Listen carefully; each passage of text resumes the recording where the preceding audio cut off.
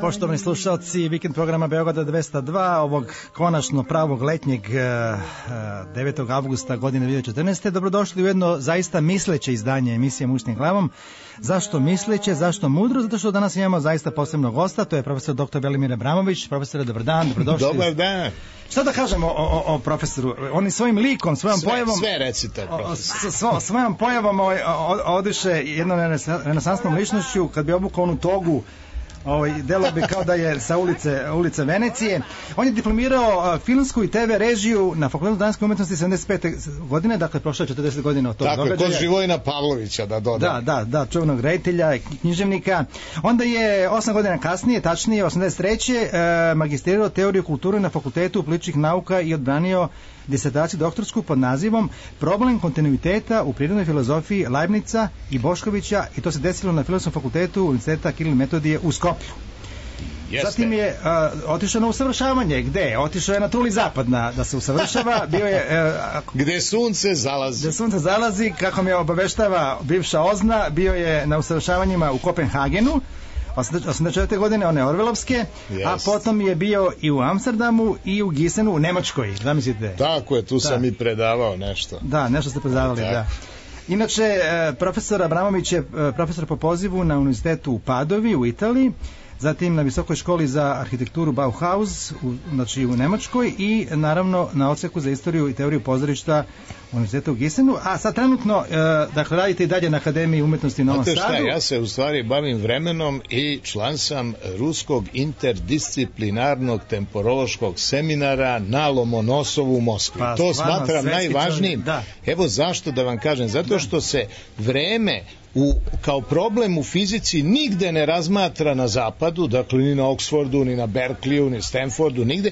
Jedino ruski fizičari priznaju da je vreme nedefinisano i da treba to shvatiti kao prirodni zakon, a ne da se razume samo kao obično merenje ovog vremena koje vidimo kao kretanje skazaljke na sat. Odakle taj skok, dakle, odakle taj na neki način prelazak na jednu potpuno novu dimenziju života? Dakle, vi ste završili filmsku i TV režiju, bavite se teorijom kulture, stvarno ste čovjek koji se... Znate šta... Kako je moguće da ste sad do drugu polovinu života posvetili fenomenu vremena, metafizici vremena, istraživanju vremena kao fenomena, kao fizičke činjenice? Vreme me je zanimalo i filozofski, odnosno ontološki, dakle šta je prava priroda vremena, zatim matematički i fizički u smislu eksperimenata, da se napravi ta vremenska mašina, vremeplov, o kome je tako lepo pisao H.G. Wells u svom istoimenom kratkom romanu Vremenska mašina, u čemu ima i 2 filma. Ja sam uvek tendirao filozofiji, ali sam počeo da pišem pesme i onda mi je Nolić sa 15 godina, koliko sam imao, objavio MSEP, Vasko Popa, tada i Zoran Mišić, pokojni. Oni su smatrali da je to poezija koja je za taj uzrast dovoljno značajna da se objavi, i posle toga sam se nekako počeo baviti umetnošću u vreme kada je ovde bio doktrinarni komunizam i kombinovan sa pravoslavnom rodovskom zajednicom u kojoj se nije dozvoljavala lična individuacija. Jako je teško bilo i u porodici moje koja je bila komunistička i u društvu koje je takođe bilo komunističko. Dakle, oni su stvarali jednu entropijsku situaciju. Niste imali gde u stvari da se sklonite, tražiti nešto za sebe, znači za svoj sopstveni duh. Mučkati svojom glavom. To je bilo gotovo nemoguće tada, ali u jednom malom trenutku od 68. do 72. bilo je neko otvaranje, ja sam to spontano iskoristio i onda sam došao na akademiju gde mi je profesor bio Živojin Pavlović sve dok ga nisu suspendovali. On je proglašen, ne znam, za četnika, početnika i onda crni talas, ovo i ono, i onda su čoveka zatvorili u jednu sobu bez prozora na koje je pisao kabinet za učila, i to on je tu sedeo sledećih godina, kasnije su ga rehabilitovali, ali bez pravog uticaja u stvari na studente, nikada više. Ja sam onda, u meni je proradila ta paralelna realnost, moja sopstvena paralelna sadašnjost moje svesti, i ja sam počeo u stvari se bavim filozofijom I tu sam pronašao ono što je dublje od umetnosti, moram da kažem, jer danas u svetu, vidite, Marcel Duchamp je rekao umetnost je život. I on je u stvari gurnuo čitavu modernu umetnost u pravcu performansa i body arta na izvestan način. Dakle, napušteno je figurativno slikarstvo, napuštena je čak i konceptualna umetnost u onom smislu u kom su to radili drugi, tako da je sve došlo na Warhola i na post Warhola, a to je, mislim, ja zovem nju ženski Warhol, to je u stvari moja sestra, koja je poslednja umetnica koja završava to što se zove muzej moderne umetnosti danas u svetu. Ali umetnost danas je izašla iz faze duhovnosti koja nas vodi u budućnost. Iz jednostavnog razloga što postoje specijalne službe u svetu koje imaju filozofsku prirodu i koje sada život pretvaraju u umetnost. Dakle, to je jedna suprotna tendencija umetnosti koja pokušava da umetnost pretvori u život. Vidimo da je to i ono obaranje kula u Njujorku i svi ovi virtuelni ratovi koji su veštački izazvani, da je to u stvari pretvaranje života u jedan art, u art militaire, ako hoćete, u jednu vojnu i da je to suprotna tendencija umetnosti. Kad ste već pomenuli, dakle, tu vrstu nove realnosti, sada se govori o mogućnosti izbijanja Trećeg svjetskog rata zbog krize u Ukrajini. Tako je, već imamo dve ozbiljne opomene. Jedna je Olivera Stona, a druga je Hermine, ove čuvene novinarke. Jeste. Međutim, ja mislim kad se nešto mnogo tako glasno najavljuje, obično bude suprotno i čini mi se da je to prestrojavanje u stvari svetskih snaga u smislu Orwellove 84. Da postoje tri centra moći. Tri centra moći, jer znate šta, ako se zaoštri ova situacija između Evrope i Rusije do toga da ili rat ili ne rat, Nemačka će izaći iz NATO pakta. Jednostavno će izaći. Onda će Engleska izaći iz Evrope. Šta će da se desi? Imaćete u stvari mi se govorimo o Americi.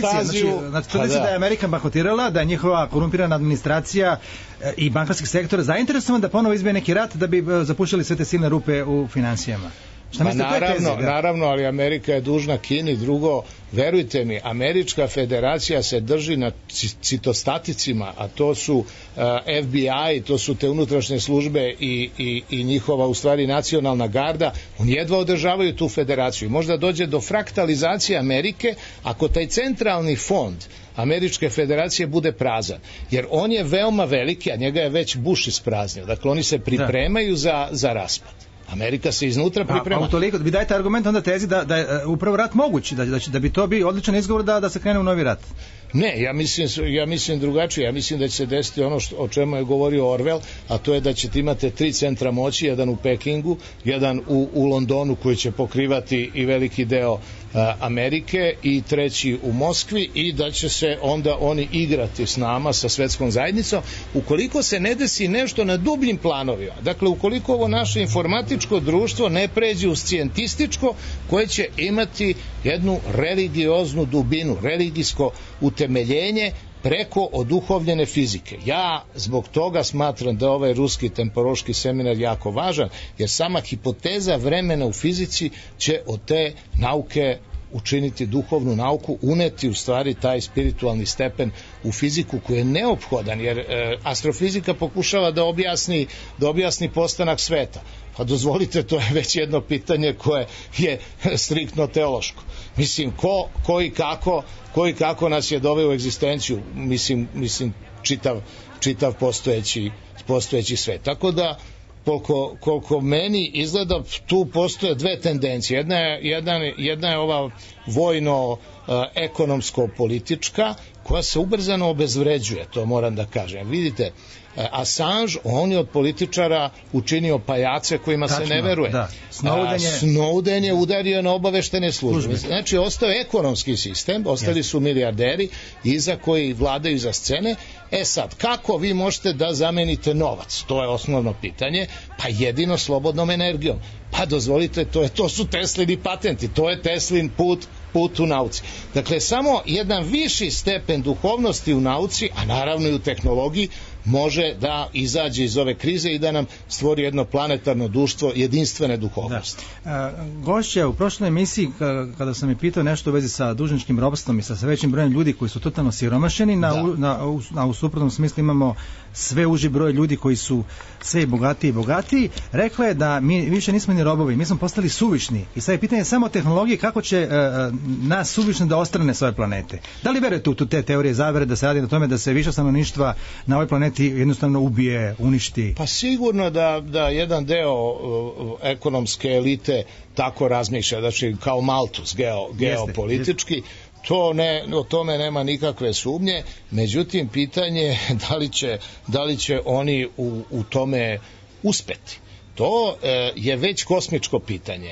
Čovečanstvo nije ljudski, veštački proizvod. Čovečanstvo ima dublje kosmološke uzroke postojanja i čini mi se da ideje su te koje vladaju materijom, a da sa nivoa materije mi ne možemo uplivisati na ideje i prema tome ako se pojave u jednom delu te elite takve negativne ideje, dakle pokušaj da se to učini naprosto nekim virusom, kao sad je bola. Da, nekim oružjem, javit će se i ove druge ideje i to je moguće kod njihove sopstvene dece, dakle u kućama tih ljudi. To je to što čovjek ne kontroliše kosmičku paradigmu. I meni izgleda, imam pregled onoga što se danas dešava, da će ono što bih ja zvao novi ranohrišćani, to su teslijanci, to su inženjeri koji su spiritualni, koji se bave Teslinom tehnologijom koja u sebe uključuje visoku etiku. Osnovno je to da se vrati moral u nauku i duhovnost. Tog trenutka nauka može da pokaže izlaz iz krize. Jer je zaista žalosno da za 7000 godina pisane istorije mi ne znamo da rešavamo naše sukobe drugčije nego nasiljem i ratom. To je, kako bih rekao, ljaga na celoj civilizaciji i celom čovečanstvu. Pa šta mislite o onoj čuvenoj misli Emila Ciorana da ljudska vrsta stvari greška prirode? Da bi ova planeta sjajno funkcionisala i da se nije pojavio čovek na planeti Zemlji? Da li jesi više skeptičan u stvari? Pa, znate šta, u tome ima jedna naučna istina. Biološki sistem, on akumulira vreme i ima odloženu reakciju. I prema tome on ima vremena da razmisli i da pogreši. Što se ne može, na primjer, dešavati atomima kristala, zato što dođe foton do elektrona i on po prirodnom zakonu skoči na višu orbitu, vrati elektron i vrati se na nižu orbitu. I to je nešto što se dešava automatski po prirodnim zakonima. Međutim, ja danas čujem neku vest, ali ja nemam momentalnu reakciju na nju, ja mogu tek iduće nedelje na nju da reagujem, za to vreme ja mogu da sasvim pogrešno, dakle čistim mišljenjem, dođem do zaključka koji je u povratnoj sprezi za mene koban. Da.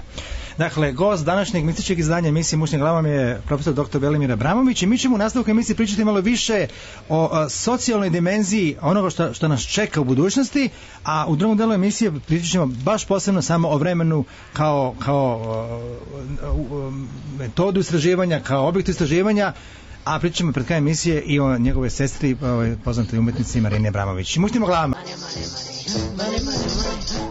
Evo, dragi moji slušaoci, u 15 sati 20 minuta ovog zaista konačno pravog letnjeg 9. augusta godine 2014. Ponovo pozdravljam naša draga gosta u studiju 202, profesora dr. Velimira Abramovića. Počeli smo da pričamo o projekcijama budućnosti, o vremenu koje dolazi pred nama. Profesor je optimističan, on tvrdi da ipak nije moguć treći svjetski rat danas, da je on ontološki nemoguć. Da. Mada stoji vaša teza da kako je moguće da za ovih 7000 godina nismo uspeli da naučimo da sukobe prevazilazimo na neki drugi način sem ratom i nasiljem. Pre neki dan su stručnjaci IBM-a izbacili prvi čip koji podražava moždane funkcije, a s druge strane ruski naučnici tvrde da će svaki čovjek koji doživi 2045. godinu postati besmrtan, kako do tada će već biti takozvani humanoidni roboti, znači u Japanu već prave, dva robota su već postali voditelji na televizijama i da će biti pitanje samo vremena kada će čitav moždani supstrat, čitava moždana sadržina biti prebačena u neki čip i biti ugrađena u taj čovjekoliki robot, ili će neko možda želiti da bude ptica ili može se poželiti da bude neka druga životinja. Dakle, ovaj 21. vek bit će vek tog genetskog dizajna. Ako je 20. vek bio vek ovog dizajna, namještaja, zgrada i ostaloga, da će 21. vek biti vek genetskog dizajna. Radi se o svesti i o slobodnoj volji, dakle o dva pojma koja nisu još uvek jasna, tako da veštačka inteligencija zaista može da preuzme funkciju fizičkog rada, na primjer, kao i mnoge druge intelektualne funkcije, međutim nema onu slobodu, onu autonomiju nervnog sistema koju ima čovjek. To je ono što je kod nas iracionalno, što je kod nas kreativno, ako hoćete u nauci to je naučno otkriće, koje jedino nije deo naučnog korpusa. Jer samo za naučno otkriće nemate niti logiku, niti imate proceduru tog otkrića, nego morate unazad uspostavljati, a kad bi mogli unapred, onda ne bi bio problem, onda bi dakle svako nauči da kažem logički sistem koji ga vodi do naučnog otkrića i svaki dan bi mogao nešto da otkriva. Dakle, postoji nešto što mi ipak ne znamo u bazi samog našeg postojanja i zato ja ne verujem da će tako brzo moći mašine da rade bez ljudskog programiranja. A sa ljudskim programiranjem one nisu pandan čoveku, nego su jedan niži oblik funkcionisanja.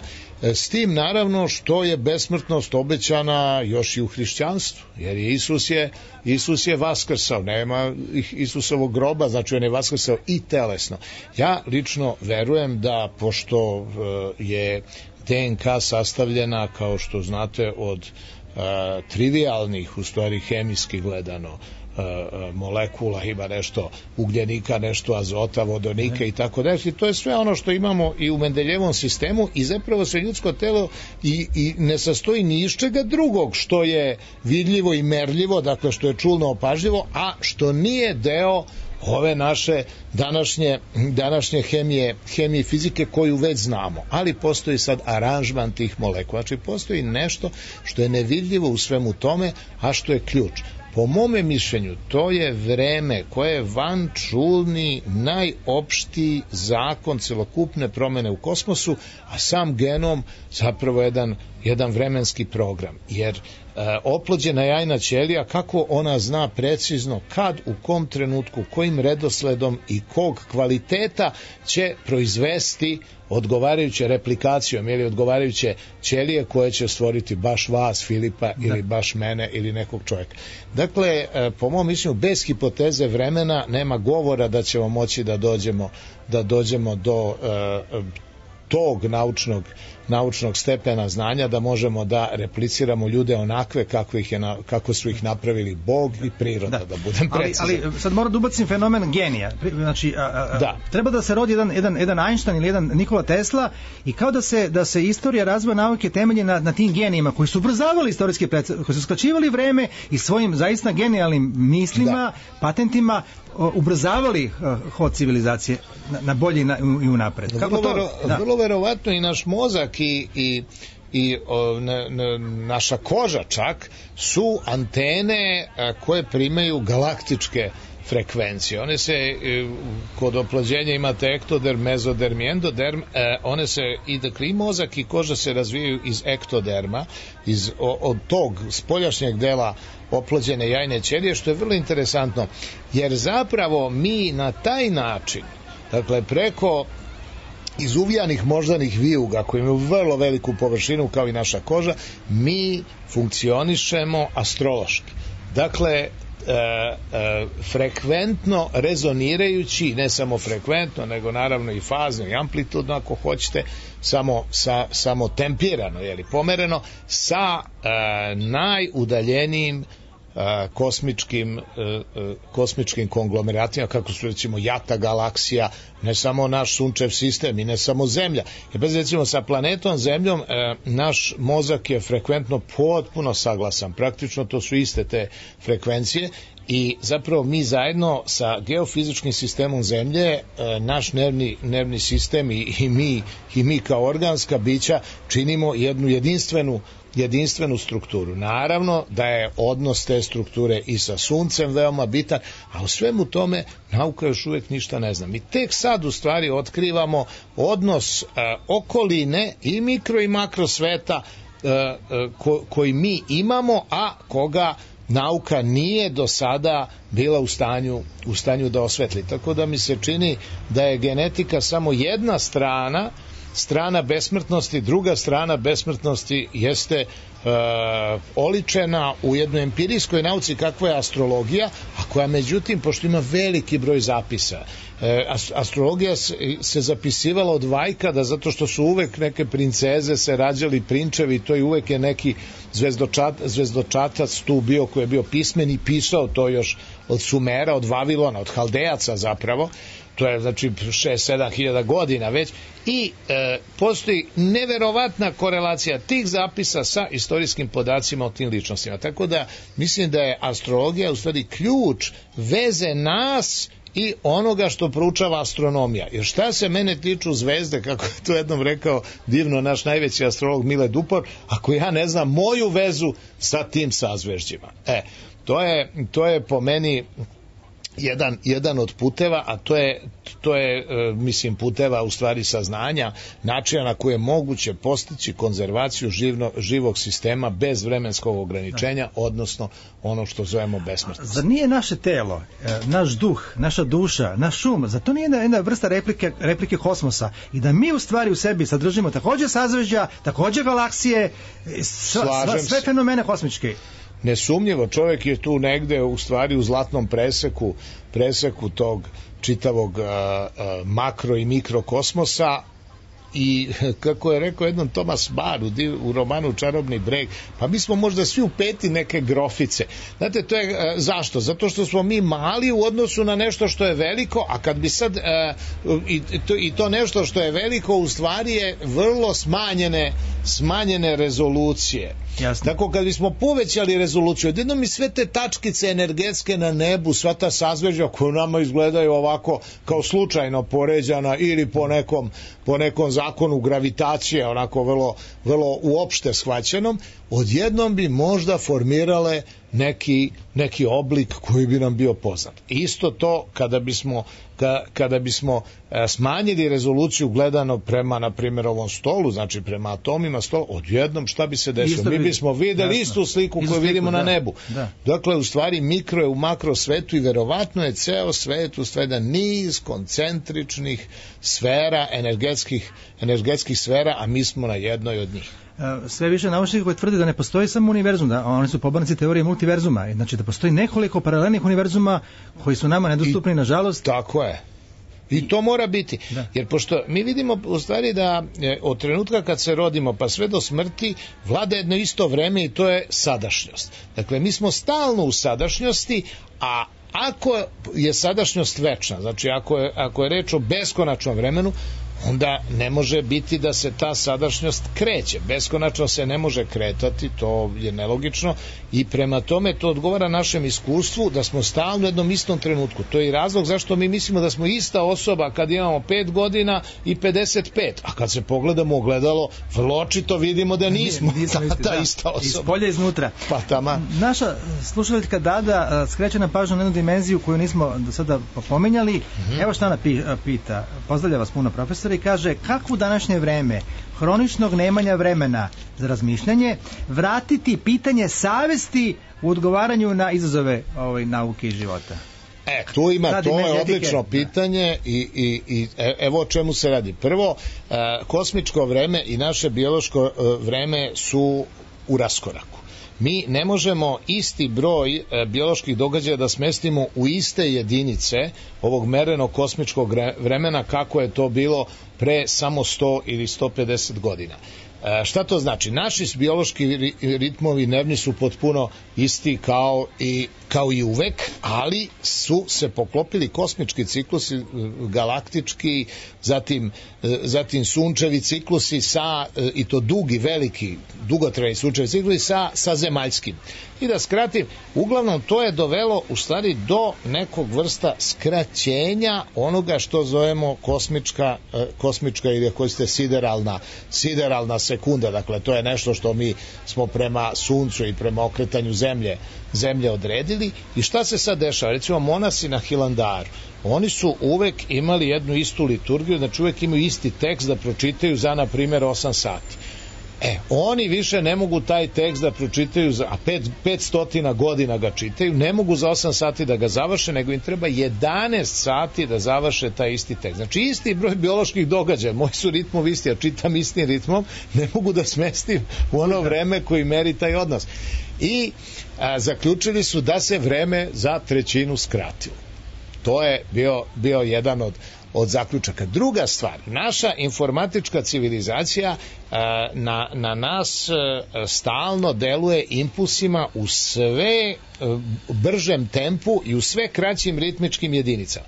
Dakle, naš nervni sistem koji radi na isti način na koji je radio i pre 3000 godina kad nije bilo mobilnog telefona niti bilo koga od ovih tehničkih sredstava i telekomunikacije, jednostavno 30 na primjer kilometara u minutu idu naše nervne struje kroz nervne struje, te ionske struje pozitivne kroz naše i negativne kroz naše nerve, zatim otkucaj srca tu je negde oko 78 i tako da je, svi su ti ritmovi, dakle ceo naš metabolizam, ceo endokrini sistem, on sve radi na jedan potpuno isti način, jer mi imamo biološko interno vreme koje to određuje, ali kosmičko vreme se promenilo i mi sad postajemo neprilagođeni, a s druge strane promenio se odnos komunikacije u samom društvu, tako da ogroman broj impulsa mi sada primamo na koje moramo da odgovorimo u sve kraćem i kraćem vremenu i nervni sistem to doživljava kao direktni napad. I pokušava na neki način, znači on je pokušao prvo da prati da prati tu tendenciju skraćivanja ritmičkih jedinica i ubrzanja tempa, a sada više nije to moguće, nego se ljudi isključuju sa interneta, gase mobilne telefone, meditiraju, sve više meditira da bi bio u sebi kako bi znao na koji poziv treba da odgovori i na sve ono što prima ne može da odgovori. Ivana je poslala isto zanimljivo pitanje, a vezano za napredak nauke, kaže, čitala sam o nekoj vrsti 3D štampača u Kini. Oni su toliko razvijeni da mogu da oštampaju čitavu kuću, a i da oštampaju i predmete za tu kuću i faktički više neće biti potrebne fabrike. Mi ćemo moći da sada uz pomoć tih 3D štampača da pravimo što god nam treba. Deo nameštaja, neki aparat. Pa naravno, ali to samo treba znati da svi ti predmeti imaju šupljinu unutra. Znači ne mogu da štampaju svete pun homogen materijalni predmet, nego samo da kažem odgovarajuću tu fasadu tog predmeta. Kako vidite vi ljudski rod za 50 godina? Evo, sad je na primjer 2064. godina. Kako su vaše vizije? Ja vidim da će ljudski rod u onom trenutku kada shvati odnos duše i tela, kada shvati da zbog toga što kad ljudi umru gube od 11 do 25 grama i isijavaju energiju, mi moramo da imamo hipotezu duše u psihologiji. Mi nemamo ni to. Mi nemamo hipotezu vremena u fizici, a bavimo se atomom, kao da atom je bezvremen. Ili, na primjer, nemamo hipotezu duše u psihologiji, pa nijedan, čak ni Jung, ni Freud nisu nikada rekli šta je to duša. Vi nemate takve definicije, nigde u psihološkoj literaturi, mislim ni Adler, ni Karin Kodak. A šta je duša po vama? A baš me zanima, kako biste vi objasnili? Svetlosni kompleks, to je bukvalno ono što kaže Castaneda, to je jedna u stvari strukturirana i to po slojevima svetlosna lopta koja je sinhrona sa ovim sistemom atoma i molekula koje zovemo telo i u trenutku smrti ona se asinhronizuje. I to možete da merite. Možete da merite tu energiju koja izlazi i masu koja opada direktno na vagi. To je radio jedan poljski lekar, prvi kardiolog, i primetio je da je vrlo čudno to da u trenutku smrti, u stvari stavio vagu na krevet i u trenutku smrti gubi se težina. Evo sad gledamo ovaj grozan slučaj sa ovom devojkom koja je ubijena. Postoji se više ljudi koji nemaju dušu. Nemaju, mislim, i vođe naše nemaju dušu, očigledno. Pa to su... Znači, ta teorija pada u vodu kada uzmemo pojedinačne primere. Znate šta, sve što čovjek radi sebi. Duša je besmrtna. Dakle, nije problem u stvari duše žrtve, nego duše ubice. To tako gledaju budisti, tako gledaju hinduisti.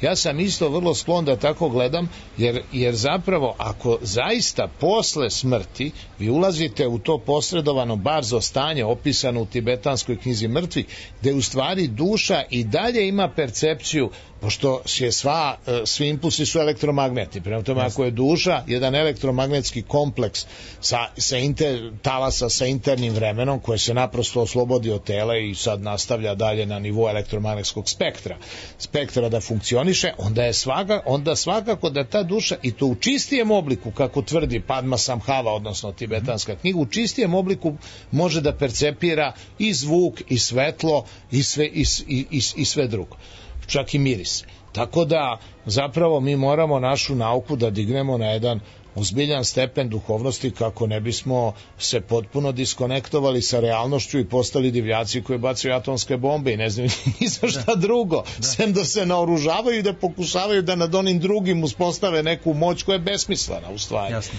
Ako je duša besmrtna, onda je zaista svaki rat i moć samo ide na račun onoga koji pokušava da tim sredstvima dođe do rešenja. Niste me odgovorili na pitanje kako zamišljate ovu planetu Zemlju i ljudski rod za 50 godina, dakle, evo, avgust 2044. godine. Zamislite da možete da hodate ulicama ovog grada ili ulicama Londona ili Padove. Kako zamišljate? Ja mislim da neće niko više živeti u gradovima, da u trenutku kad budemo mogli da regenerišemo DNK, dakle kad budemo imali medicinu koja je u stanju u stvari da postigne i podmlađivanje i besmrtnost, a samo da vam kažem, postoji jedno živo biće koje je besmrtno na planeti, i to možete ukucati u Google, to je jedna meduza, immortal jellyfish. Eto, svako može da ukuci, vidjet ćete da ono stari pa dođe do određene starosti, onda se podeli, znači da drugu malu meduzu i onda kreće u obratan proces i vrati se u ono isto stanje prethodno, i tako ima ciklus života, ali nema smrti. I to je beskaran ciklus. Tako da nije to nešto što nam priroda nije pokazala, eto, i očigledno da može. Znači, drugim rečima, kada čovjek treba da umre, znači deo njega se ponovo... Pa ne može dete sad, nego ide u dete, pa se onda razvija, onda reprodukuje se, rodi sina, ćerku, pa se vrati opet u taj detinji, pri čemu to ne znači da mora da izgubi svoje iskustvo od ranije. Znači možete da, kako bih rekao, podmlađujete telo, a pritom da gomilate znanje i da ga čak u duhovnom smislu pročišćavate i da ga uzdižete do nivoa koji je nadsvesni u stvari. Nadsvesni u smislu ljudske svesti, ali i rezonancije, odnosno podudarnosti sa svešću vasione, postoji svest vasione. Evo, dragi moji slušalci, u 15 sati i 45 minuta ovog prelepog sunčanog 9. avgusta godine 2014. nastavljamo naš lepi razgovor sa profesorom doktorom Velimirom Vramovićem. Profesore, vi ste se bavili puno i Nikolom Teslom. Da. Ja sam veoma kivan što se u onoj mala vila, Genčića vila, i dan danas je stešnjen muzej Nikole Tesle. Od ovog sam mašta u tome da živim u gradu u kome će biti 4 muzeja, velelepna muzeja koji će biti posvećeni Nikoli Tesli, Mihajlu Pupinu, Milutinu Milankoviću i Milevi Marić Einstein. Koliko mi dugujemo tim ljudima i kao narod i kao misleća javnost i na kraju krajeva kao ljudi, ljudska bića? Prvo da vam kažem da je Genčić bio ministar policije kod Aleksandra Obrenovića i da je izdao Aleksandra Obrenovića i da je trebalo dobije neku nagradu, neki politički položaj kod Karađorđevića, ali se to nije desilo, pošto i oni nisu želeli da se mnogo pominje taj, majski prevrat i to ubistvo, i onda je tako prepušten sam sebi i nije u redu da Teslin muzej bude u kući jednog izdajnika, molim vas. I ministra policije. Pa da, i ministra policije. Da. To je jedna stvar. Drugo, ima 9 zaposlenih u Teslinom muzeju, od kojih nema ni jedan elektroinženjer zaposlen. Nemojte mi reći. Mene je pitao jedan Rus, moram da vam ispričam to. Pitao pre 3 meseca, molim vas, kaže, on je Rus pronalazač, bavi se Teslinom tehnologijom i zanima ga neki broj prekida u jednom od Teslinih transformatora. Sa Tesla kad je pisao patente, on je izvlačio neke podatke, naravno, ali on je mislio da možda to negde ima u spisima, jer tamo ima 160.000 dokumenta. I kaže, kome od elektroinženjera u muzeju da se obratim, ko je vaš ovako najbolji prijatelj i s kim bi ja mogao da razgovaram? Ja mu odgovorim da nema elektroinženjera u Teslinom muzeju. On se čovjek ne javi 2 meseca jer mislio da ja ne želim da mu pomognem. Posle 2 meseca se javi, kaže, to ja sam smatrao da je neverovatno i proverio sam, izvinjavam se. Da. Drugi problem je šta je sa zapisima Nikole Tesle? Znači, zapisi nisu ne samo objavljeni, nisu ni proučeni. Zašto? Ima ih 38.000 čisto naučnog karaktera sa ogledima koji bi promenili fiziku, bez obzira kako bi se taj rezultat pokazao kao negativan ili kao pozitivan. Svakako bi to bio veliki doprinos. Evo ovako, prvo u Akademiji nauka nema nikoga ko se bavi Nikolom Teslom. Naši akademici u fizičko-matematičkom odelenju akademije, ja sam sa njima razgovarao, zato vam kažem, takođe i u tehničkom odelenju smatraju da je Tesla starovremski ne naučnik, nego pronalazač, kao da je pronašao izgubljeni novčanik u parku, znate, a ne da je otkrivo prirodne zakone. Drugo rečemo ekscentrik. I jedan ekscentrik koga je vreme pregazilo i koji je fantazirao u drugom delu svog života, tako da jednostavno postoji podcenjivanje, mislim, cele te problematike, iako je on njihov kolega akademik, ali Tesla je 3 puta gubio na glasanju za redovnog akademika, jedva ga je Milanković 937. progurao. Nemojte mi reći. Tesla ima 80 godina kada je izabran za akademika. Čemu je to problem? To je problem našeg mentaliteta, da mi preziramo ljude koji su uspešni. Čemu je taj? To ima ovo lepo rečeno duh samoporicanja, ovo što je ova knjiga koja je izašla, to je lepa formulacija, ali ja bih rekao da je u pitanju dugotrajno robovanje. Mi jednostavno nismo navikli više da se brinemo o sebi, čak ni u materijalnom smislu, jer uvek tu dođu neki krediti i neka u stvari tajanstvena ekonomija koja vas preči da vi sami nešto stvorite i da onda sama razvijate to društveno biće i naravno nauku i naravno kulturu i naravno umetnost na jedan slobodan način i na originalan način, ali onaj koji je 1:1 u odnosu na samu ličnost. Mi, evo, na primjer, na filmu pomenuto, mi imamo crni film, to je jedini period našeg filma koji je zanimljiv, ali on je likvidiran svim društveno-političko, ekonomsko, policijsko, vojno, vatrogasnim sredstvima, koji se moglo to uraditi. Film nisam gledao, ali ga najoštrije osuđujem. Dobro, ajde, Nikola Tesla, Mihajlo Pupin, koliko toliko imaju muzeje. Znate šta, za Pupina nije isto objašnjenje. Tesla je bio genijalan čovek i on nije bio član nikakvih organizacija. Nije imao ko njega tako direktno da podrži. Ali Pupin je bio član Bostonske lože, jedna od najuglednijih loža koji dan danas funkcioniše, čiji je znak ona stilizovana ruža koja je bila i znak SPS-a, pa je sad sklonjen vrlo skoro. To je isti potpuno znak. Dakle, Pupin, tamo su bili i Thomas Harding i Woodrow Wilson, znači, to je jedna način masonskih loža američkih. Da, 2 američka predsjednika. Zašto to kažem? Zato što bi trebalo da naša masonerija, što kažu, nešto uradi za Pupina. Pa mi imamo, ne znam, nija više koliko loža ovde. Međutim, ništa. Znate zašto? Kakav narod, takvi i masoni.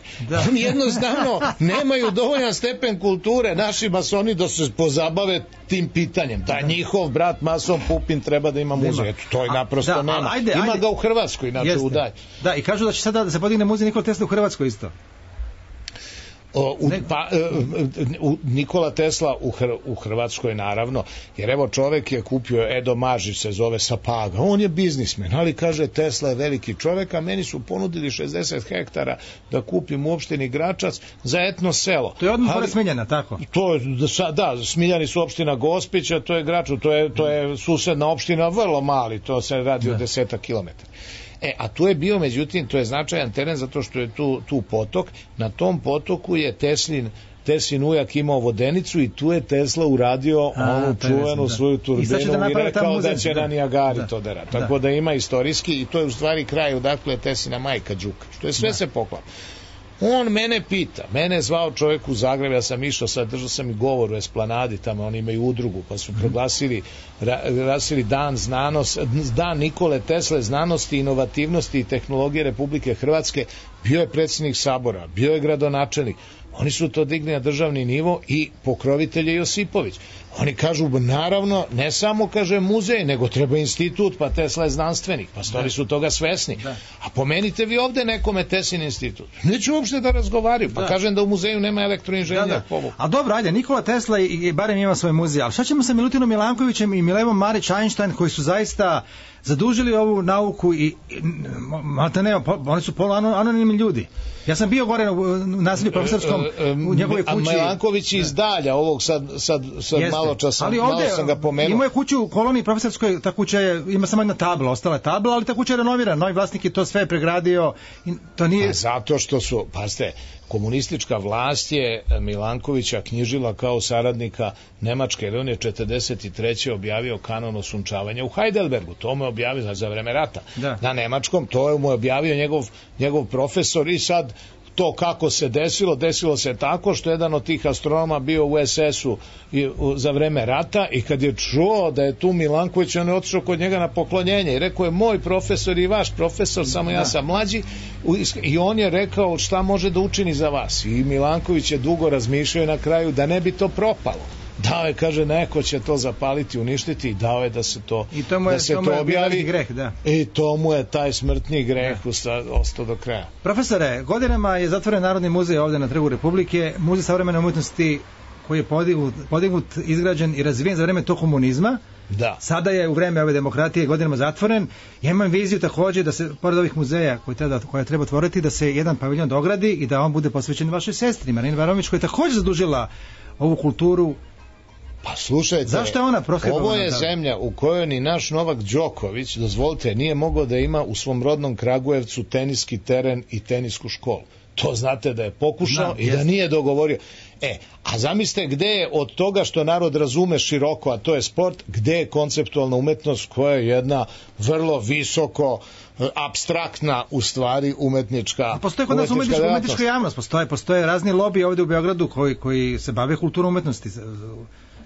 Pa postoje. Oni dobro znaju vrednost Marina Abramović. Pa znate šta, ona radi sa taj MAI institut, to je Marina Abramović institut za u stvari muzej performansa, za u Njujorku, na Hudsonu. Sad šta je tu interesantno? To što je Marina Kupri nekad bio teniski teren. Sad to povezuje sa Đokovićem. Prema tome, ja predlažem da Đoković kupi muzej savremene umetnosti kroz koje raste trava, ne znam da ste vidjeli, to je potpuno zapušteno, i da tu napravi teniski teren, a Marina na američkom teniskom terenu već pravi muzej. Pa ne znam šta da kaže. Mislim, potpuno je apsurdno. Šta radi ministar kulture, moje pitanje? Opet kažem, kakav narod takvi i masoni. Pa dozvolite, on bi morao, on ima dovoljno novca da u svakom segmentu kulture finansira ono što je paradigma. Dakle, to je u umetnosti, svuda, šta god, da kaže, evo, ovo je u muzici, ovo je na filmu, na filmu, ako treba i u književnosti, znači da on lično se zauzme za to da se uspostavi jedan sistem uzora. Međutim, za njega kažu najveća njegova zasluga u filharmoniji što je nabavi instrumente. Pa dozvolite, to je minimalna zasluga koja je moguća da uopšte se to zove, inače moraju da skidaju tablu ako nema instrumenta. Ja ne razumijem zašto je to takva zasluga. Dobro, ajmo da se sada na kraju ove emisije pozabavimo našom takozvanom intelektualnom javnošću u vreme kada se pričalo o plagijatima određenih političara. I savjeti univerziteta i profesori i intelektualci su se zaista ponijeli vrlo sramno, svi ćute, niko da osudite plagijate. Skandalozno. Kako je moguće da smo se srozali na taj nivo da čak intelektualci, akademici ćute, da se prave Englezi? Pa nemamo mi intelektualci, to je jedna lažna elita uspostavljena, kažem vam, za vreme komunizma. Pa ne, molim vas, pa oni dotle idu da tvrde da je Dobrica Ćosić pisac, a svi znamo istoriju toga svega, da je on došao čovjek nepismen iz centralnog komiteta kod Oskara Daviča, me to lično Davičo pričao, i doneo jednu hrpu, imao on tu želju da piše, vide, to je nešto važno, završio čovjek poljoprivrednu školu, ajde da pišemo, i napisao je Daleko je sunce roman, i doneo Davičo pročita taj kupus i kaže, ovo ti moraš da baciš i piši ponovo. Oni su bili i kumovi i tako dalje, Davičo priča istinu. Da, imali su usponi padovi u svom odnosu. Pa da, u to vreme su bili u usponu. I sad kaže Dobrica, onda pisao, doneo, kaže ovo ništa ne valja, ali ajde, kaže, ima jedan Đurać Gavela, on je profesor književnosti starije od pre Drugog svjetskog rata i postoji u prosveti ugovor odnosno prosvete i Đurađa Gavele za roman Dobrice Ćosić. On je napisao Daleko i sunce po motivima Mislim, zatim su usledile Koreni i deobe, to je pisao Žika Stojković, zatim je bila Bajka, to je pisao Mihajlo Marković, zatim je bila ovo da je rekao naš Tolstoj, Vreme smrti, naš Tolstoj epopeja, to je Mihiz pisao, pa to svi znamo, Borisav Mihajlović Mihiz, najzad mu je romane pisao Đilas, to su otpadnik vlasti i tako dalje, pa onda Sveta Stojanović Stvarno i moguće, pa nemamo šta on napisao uopšte. Nemojte dirati ikonu oca nacije. Ako on ikona, mislim, on je sam umeo da vešto iskoristi okolnosti. Dobro, profesore, za kraj, kada biste vi bili ministar kulture ili službena premijer u ovoj zemlji, šta biste vi prvo uradili? Prvo bi ukinuo ministarstvo kulture. Pa ste ovako, u Americi, jer imate ministarstvo kulture, nemate. Najbolje je finansirana i visoka umetnost, demo sredstva u Americi, takođe i ovaj takozvani zabavni segment. Apsolutno je najbolji na svetu. Da. Pa znači to ministarstvo kulture u stvari ometa to, sem kad ministar kulture nije pravi, što je bilo u slučaju Malroa, ali nije u slučaju naših ministara. Šta biste u medijima promenili? Šta kažete našim medijima? Pratite naše medije. Medije je potpuna sloboda i mislim da u stvari internet daje određenu slobodu za sintezu ideja koja može čak i spontano da se vrši i to je jedan nov moment. Nije sad da vi štampate neki stav u novinama, pa iza toga stoji država, budžet i stoji cela administracija, pa sad to je veća istina od onog što neko misli na ulici. I uvek imate tu suprematiju.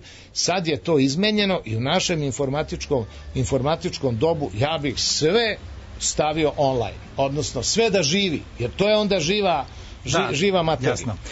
Profesor, stiglo je mnogo lepih poruka, samo ću da počitam ovu poruku koja je upravo stigla od Olje i kaže čestitke za emisiju i za sjajnog gosta. Hvala ti, Olja, hvala profesore na gostovanju. Kratko je vreme. Hvala vama. Uskoro ćete biti gosti kod Bobana Obradovića. Dogovorit ćete se lepo za vaše gostovanje u njegovoj emisiji. Hvala u ime svih slušalaca. Hvala našem ton majstoru. Hvala organizatoru Drašku Šariću. Svako dobro, prijetno.